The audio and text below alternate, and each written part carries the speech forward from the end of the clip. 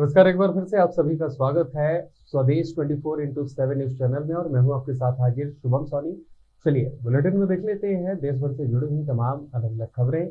शुरुआत करेंगे बुलेटिन में पहली खबर के साथ। राजस्थान प्रदेश से कांग्रेस अध्यक्ष गोविंद सिंह डोटासरा बुधवार को झालावाड़ पहुंचे, जहां कांग्रेस कार्यकर्ताओं ने उनका भव्य तरीके से स्वागत किया।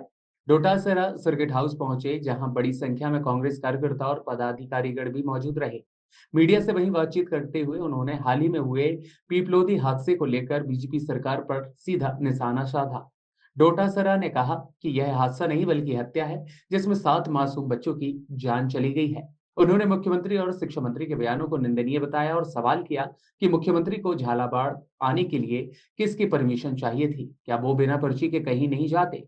डोटासरा ने यह भी आरोप लगाया कि हादसे के तुरंत बाद स्कूल की इमारत को गिरा दिया गया, जिससे सारे सबूत मिटा दिए गए। मृतक बच्चे गरीब परिवारों से थे, जिन्हें उचित मुआवजा मिलना चाहिए। इस पूरे मौके पर सैकड़ों की संख्या में कांग्रेस नेता और कार्यकर्ता सर्किट हाउस पहुंचे। प्रमुख रूप से सुरेश गुर्जर, कैलाश मीणा, गिरिराज मीणा, वीरेंद्र सिंह सहित कई पदाधिकारीगण मौजूद रहे। बनता है कि वो यहाँ आकर के पूरी स्थिति को का जायजा लेवे और एक पैकेज, सम्मानजनक पैकेज उन परिवारों को मिलना चाहिए था जो आज की तारीख तक नहीं मिला।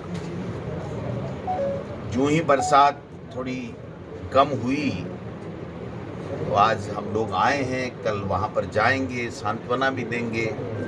जो हमसे बन पड़ेगा कांग्रेस के कार्यकर्ताओं से वो करेंगे, लेकिन ये हादसा नहीं, एक तरीके से हत्या है। सिस्टम ने उन बच्चों की हत्या की है, आपराधिक कृत्य है ये।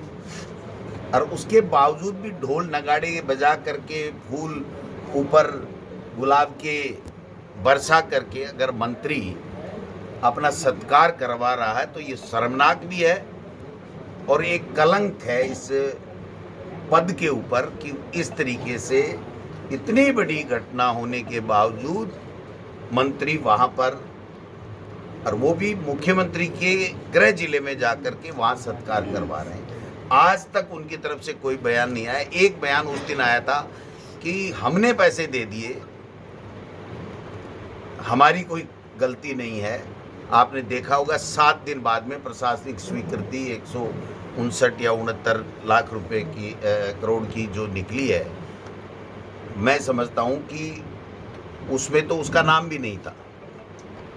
उसके लिए अब कह रहे हैं कि हम 1.5 करोड़ रुपए की स्वीकृति दे रहे हैं। जब आपने उस हादसे की जांच के सबूत मिटाने के लिए पूरी बिल्डिंग को गिरा दिया, तो आप बिल्डिंग को गिरा दिया तो पैसा तो देना ही है, लेकिन आज की तारीख तक भी कोई वित्तीय स्वीकृति न तो उन मरम्मत की निकली है, न उस भवन की निकली है। वित्तीय स्वीकृति शायद भवन की तो निकल गई, टेंडर हो के कब काम होगा। लेकिन पूरे प्रदेश में ये हालात हैं कि जो जर्जर भवनों की मरम्मत कराती है सरकार, पूरा सर्वे कराती है। साला दर्पण के ऊपर, जब मैं शिक्षा मंत्री था तो पूरे साला दर्पण के ऊपर एक एक चीज़ का डाटा था कि कहाँ पर किस तरीके से भवन।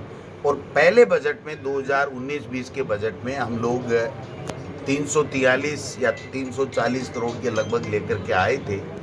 मैं नहीं कहता कि हमने सब ठीक कर दिए होंगे, लेकिन इंफ्रास्ट्रक्चर के ऊपर बहुत काम हुआ।